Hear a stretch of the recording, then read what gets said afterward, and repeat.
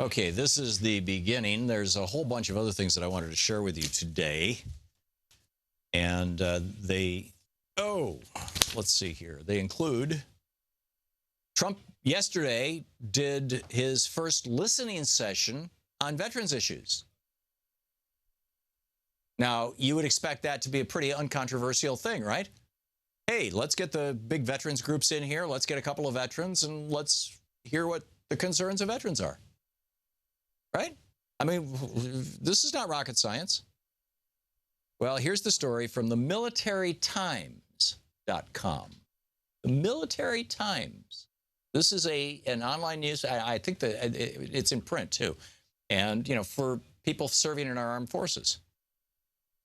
By Leo Shane III, dated February 2nd, dateline day before yesterday. White House, I guess it was day before yesterday, 7. White House officials held their first listening session on problems with the Department of Veterans Affairs on Tuesday, but without inviting members of the veterans community to the event. Officials from the American Legion, the Disabled American Veterans, and the Veterans of Foreign Wars. Now, my dad was a member of the American Legion. My grandfather was a member of the Disabled American Veterans and the Veterans of Foreign Wars, VFW. I think my dad was a VFW member, too.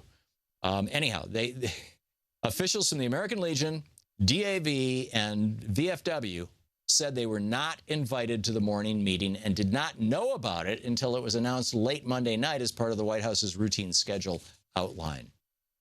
White House Press Secretary Sean Spicer released a statement saying the meeting included Tiffany Smiley, the wife of a veteran who was blinded by a roadside bomb in Iraq. That was Donald Trump's VA listening tour. Meanwhile, this is crazy. Okay, are we in a bubble? Are we being set up for a crash? Now, you know my opinion on this, so let me just share with you what Eric Platt wrote yesterday in the Financial Times that I found in this morning's papers. I was reading it. The headline is "Investors Pile into Risky Bonds and Bet on Trump Economy."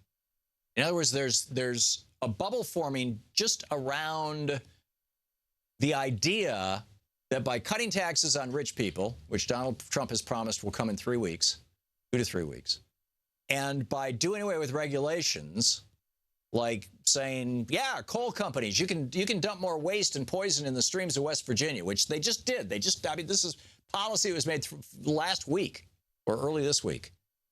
I'm pretty sure it was late last week. That by deregulation and taxes, we're going to increase the profitability of corporations. And so the stock market is in anticipation of that going up. Speaking of bubbles.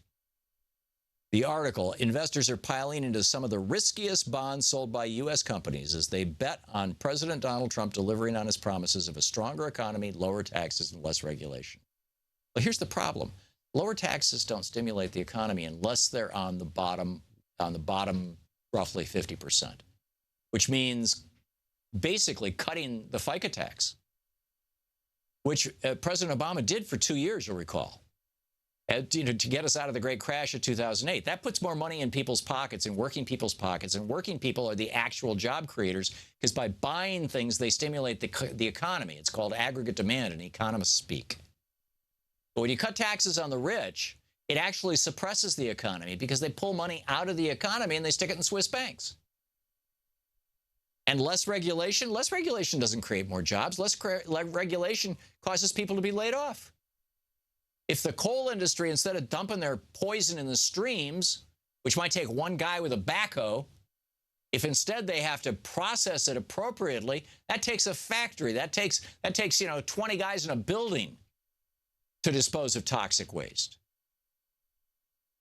If Koch Industries and ExxonMobil, no longer have to run scrubbers on their refinery plants, or if coal-fired power plants no longer have to run scrubbers, so we're deregulating the amount of poison that goes into our air, so more of our kids get cancer and more of our kids get asthma, and of course the environment and the globe melts down.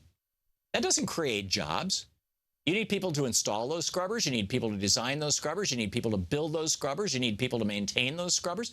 That Bills jobs, regulations in almost all cases actually increase employment.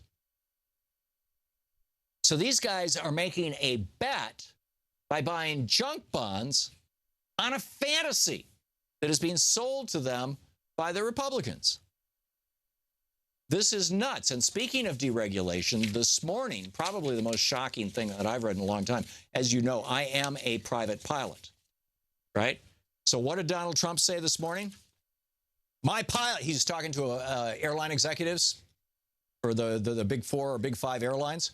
He says, my pilot, this is where he gets his advice, his pilot. He's probably a right ringer. My pilot, he's a smart guy and he knows what's going on. He said the government is using the wrong equipment and instituting a massive multi-billion-dollar project using the wrong type of equipment, so let's find out about that. He said, we want to help you realize, he's talking to airline executives, we want to help you realize these goals by rolling back burdensome regulations, and you people are probably regulated as much as anybody. We have a regulatory morass that's a disaster. Yes, let's deregulate the airlines so they don't have to do routine maintenance. Or, you know, it's called routine because it's required by regulation. So, you know, let's become like, you know, an airline from a third world country. Let's have all our airlines be like that. Won't that be wonderful?